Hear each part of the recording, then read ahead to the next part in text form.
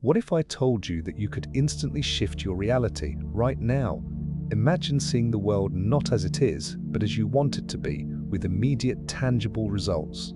This video isn't about manifesting your dreams, it's about rewiring your brain to calibrate your reality in real time. Prepare for a fundamental shift in perception. This isn't a metaphor, it's not a feel-good platitude. This is a practical, operational manual for the most powerful technology on the planet, the human brain. We've been led to believe that reality is a fixed, objective state, a movie that we watch from the audience, passively observing the plot unfold. We think our eyes are windows, our ears are microphones, and that the world simply pours itself into our consciousness, untouched and unfiltered. This is the single greatest illusion we live under, and breaking it is the first step toward true agency. The truth is, you are not watching a movie. You are the director, the editor, and the special effects artist of your own personal experience, all at once. Reality isn't something you see, it's something your brain renders.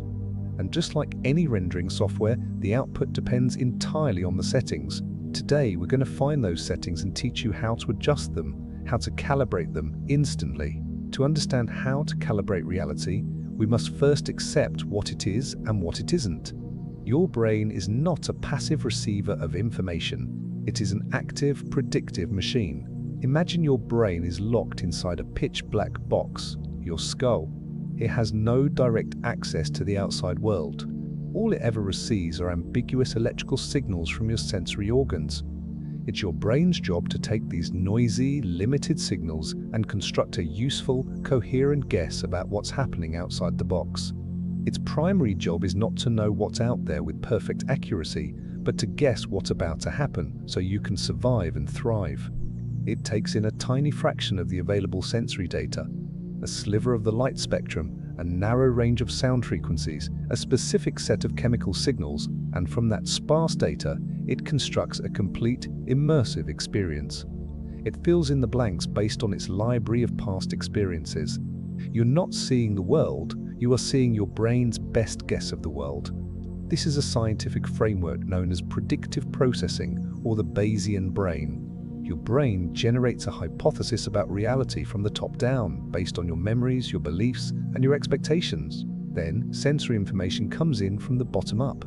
The brain's main job is to notice the difference, the prediction error, between what it expected and what it got. What you perceive as reality is the brain's hypothesis, constantly being updated by these error signals. Why is this so profoundly important? Because it means that your beliefs, your expectations, and your focus are not just reactions to reality, they are the very ingredients that your brain uses to build it in the first place. You are not just a character in the simulation, you are programming the simulation in real time. This is where the reticular activating system, or RAS, comes into play. The RAS is a bundle of nerves at our brainstem that acts as the gatekeeper of information. It's the bouncer at the nightclub of your consciousness. Out of the billions of bits of data available to your senses every second, the RAS filters it down to what's important to you. And what does it decide is important? Whatever you've told it is important. Have you ever decided you want to buy a specific model of car, say a blue SUV, and suddenly you start seeing that exact blue SUV everywhere? The cars were always there. Your reality didn't change, but your brain's filter did. You calibrated your perception. You told your RAS, this is now relevant, and it started highlighting that data for you. The same happens when a pregnant woman starts noticing other pregnant women everywhere. This isn't magic, this is neurology. You are constantly pointing a spotlight of attention, and your reality conforms to where you point it. The problem is, most of us let that spotlight swing around wildly, dictated by fear, old programming, and external noise. Calibration is the act of consciously grabbing control of that spotlight. So, let's move from the theoretical to the practical. If reality is a construct, how do we become the architects? I'm going to give you 4 powerful, neurologically grounded techniques you can use to instantly calibrate your reality. These are not long-term habits you have to build for months. The effect of each one is immediate. The practice is in making it your default state. The first and most fundamental tool is what I call the frame control protocol. A frame is the context you place around a set of circumstances. It's the story you tell yourself about what is happening. The exact same event, losing a job for example, can be framed as a devastating failure or as a liberating opportunity. Nothing about the external event has changed, but by shifting the frame, you change everything. You change the emotions you feel, the solutions you see, and the actions you are willing to take. This is a direct intervention into the predictive processing model. By consciously choosing a frame, you are giving your brain a new top-down prediction. You are telling it, don't interpret incoming data as threat and loss. Interpret incoming data through the lens of growth and new beginnings. Here's how to do it instantly. The moment you feel a negative emotion, anxiety, anger, frustration, that is your biological signal that your current frame is not serving you. Stop. Acknowledge the automatic frame. Let's take a common example. You send a text to a friend and hours go by with no reply. The automatic frame might be, they're ignoring me. I must have said something wrong. They don't value our friendship. This frame generates anxiety and insecurity. Now, ask yourself one simple, powerful question. What is a more empowering frame for this exact situation? Or, what would I have to believe to see this differently? A new, more empowering frame could be, my friend has a busy and complex life of their own, and their response time is a reflection of their circumstances, not my worth. Or even, this is a great opportunity for me to practice non-attachment and focus on my own tasks. State the new frame to yourself, either internally or out loud. The frame is, their world does not revolve around me, and that is perfectly okay. Feel that shift. It's subtle but profound. The knot in your stomach loosens. The mental loop of worry breaks. Why? Because you've just given your brain a new set of instructions. It will now refilter the available data, the fact of the unreplied text, through a context of understanding and self-respect instead of fear and neediness. You haven't changed the event, but you have instantly calibrated your experience of it. You've recoded the simulation. The second tool is the attentional spotlight technique. This is the practical application of controlling your reticular activating system. As we discussed, your brain shows you what you tell it is important. Most people's attention is reactive. It latches onto problems, threats, and negativity because of our ancient survival instincts. But we don't live in a world of saber-toothed tigers anymore. Our survival and success now depend on seeing opportunity, connection, and solutions. You must consciously direct your attention away from what you don't want and onto what you do want. This is more than just positive thinking. This is an active, ongoing search process. Here's the instant application. Start your day by setting a single attentional prime. It's a one-sentence instruction for your RAS. It could be, today my spotlight is on evidence of abundance, or today I am actively searching for moments of synchronicity and flow, or today I will only focus on solutions, not problems. This prime sets the filter for the day. Then, your job is to become an evidence hunter. As you move through your day, you are actively scanning your environment for anything that matches your prime. When you're in traffic, instead of focusing on the person who cut you off, evidence of frustration, you actively look for the person who let someone merge, evidence of cooperation. When you get an unexpected bill, evidence of scarcity, you immediately pivot to find 3 things in your home you're grateful for, evidence of abundance. Each time you find a piece of evidence, you mentally say, there, I see it, acknowledged. This creates a powerful neurochemical feedback loop. Finding the evidence releases a small amount of dopamine, which reinforces the seeking behavior, making you even better at finding more evidence. Within a single hour of practicing this, you will notice your entire perception of the day shifting. The world hasn't changed. You've just instructed your brain to highlight a completely different data stream, instantly recalibrating your lived reality from one of lack and frustration to one of opportunity and gratitude. The third tool is perhaps the most visceral. It's called the somatic re-anchoring method. We think our mind controls our body, but it is a two-way street. In fact, the signals from the body to the brain are far more numerous than those from the brain to the body. your physical posture, your breathing rate, and your muscle tension are constantly sending signals back to your brain, telling it what kind of reality it should be creating. This is the science of interoception, the perception of the internal state of your body. You cannot perceive a reality of confidence and power if your body is sending signals of fear and submission. If you are slumped over, breathing shallowly into your chest, with your jaw clenched, you are activating your sympathetic nervous system, the fight or flight response. Your brain receives this data and concludes, "We are under threat."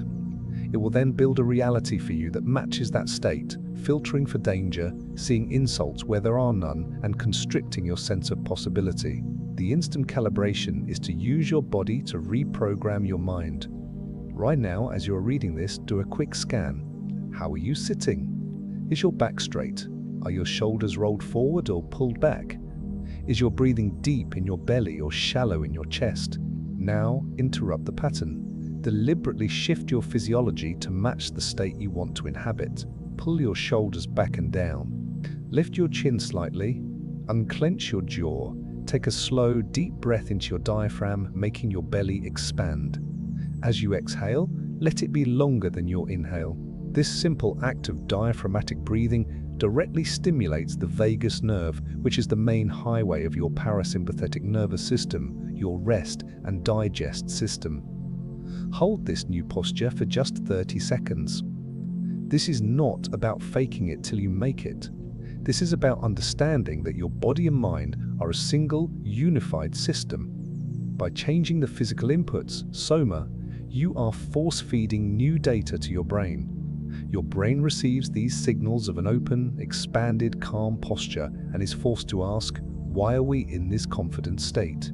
It will then begin to adjust its predictive model to match, creating a reality where that confidence is justified.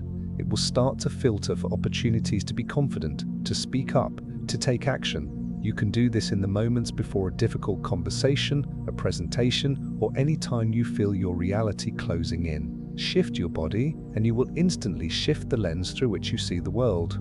It's a biological override switch for your perception. The fourth and final tool is the linguistic override. The language you use, both internally in your self-talk and externally in your conversations, does not merely describe your reality, it creates it. Words are the labels the brain attaches to its predictive models. If you label an event a disaster, your brain activates every neural network associated with disaster, fear, panic, helplessness. If you label that same event a challenge, it activates an entirely different set of networks: resilience, problem-solving, engagement.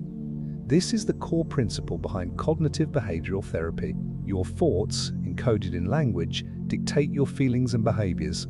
The instant calibration here is to become a ruthless editor of your own vocabulary. Start by performing a linguistic audit. For the next hour, pay close attention to the words you use.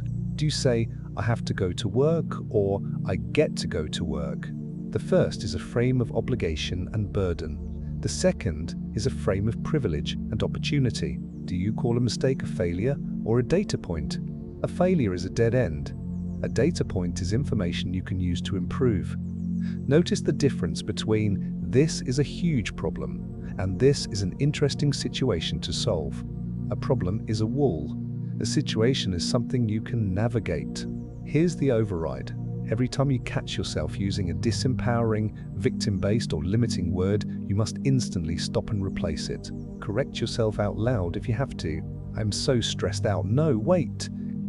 "I'm experiencing a high demand for my energy, and I'm choosing to meet it." It will feel clunky and artificial at first. That's a good sign. It means you are actively overwriting old, automatic neural pathways. You are literally forging new ones. Language is the user interface for your brain. By changing the commands you input, you instantly change the program that runs. You are no longer a victim of circumstance described by your words. You are the author of your experience, creating it with every sentence you speak and think. Now, let's address the word instantly. The shift in your state of being, in your immediate perception, is indeed instantaneous. The moment you apply a new frame, shift your attention, change your posture, or override your language, your experience of that present moment is calibrated. The dread lifts, the opportunity appears, the confidence flows. That is real, and it is immediate. The long-term work, the brain rewiring part of the equation, comes from the consistent application of these instant calibrations. Neuroplasticity, the brain's ability to reorganize itself, is a double-edged sword. Every time you allow your reality to be dictated by fear and negative programming, you strengthen those neural pathways. You make the rut deeper, but every time you consciously use one of these tools, you are building and reinforcing a new neural pathway. Think of it like creating a path in a dense forest. The first time you try to walk it, it's difficult. You have to push through branches and thick undergrowth. But if you walk that same path every day, the branches break, the ground becomes packed, and soon a clear, easy-to-follow path emerges. This is what you are doing in your brain. You are creating new desire paths of perception. These 4 tools, the frame control protocol, the attentional spotlight technique, the somatic re-anchoring method, and the linguistic override are not separate, isolated tricks. They form a synergistic system, a complete calibration toolkit. When you feel a negative emotion, you use it as a trigger. You first use the somatic re-anchoring method to change your physical state. This gives you the biological space to think clearly. Then, you use the frame control protocol to redefine the situation's meaning. From this new, empowered frame, you use the attentional spotlight technique to begin searching for data that supports this new reality. Finally, you solidify the entire shift by using the linguistic override to talk about the situation in a way that reinforces your new perception. This creates a powerful, positive feedback loop that rewires your brain with remarkable speed. So, I challenge you, don't just take this as interesting information. Information doesn't change lives, application does. Pick one of these tools, just one. For the next 24 hours, make it your primary focus. If you choose frame control, every time a challenge arises, consciously ask, what is a more empowering frame for this? And apply it. If you choose the attentional spotlight, set a prime in the morning and become a relentless hunter for evidence that supports it. Test this for yourself. Don't believe me, believe your own direct experience. You have been given the keys to the control room of your own mind. Reality is far more malleable than you have ever been led to believe. It is not a concrete fortress, but a dynamic projection, and you are the one sitting at the controls. To signal to yourself that you are truly committing to this path of conscious creation, I want you to comment a number below. Why comment 444? Because this number represents the building of strong foundations, the stability you are creating in your own mind, and the conscious architecture of your new reality. It is a declaration that you are no longer a passive observer, but an active builder. The world you experience is not the world as it is. It is the world as you are, as you have programmed your brain to see it. The power to change your world doesn't come from changing the external circumstances. It comes from seizing the power to change the internal lens through which you perceive those circumstances. Stop waiting for your reality to change. Pick up the tools and start calibrating. The power was never out there. It's right behind your eyes.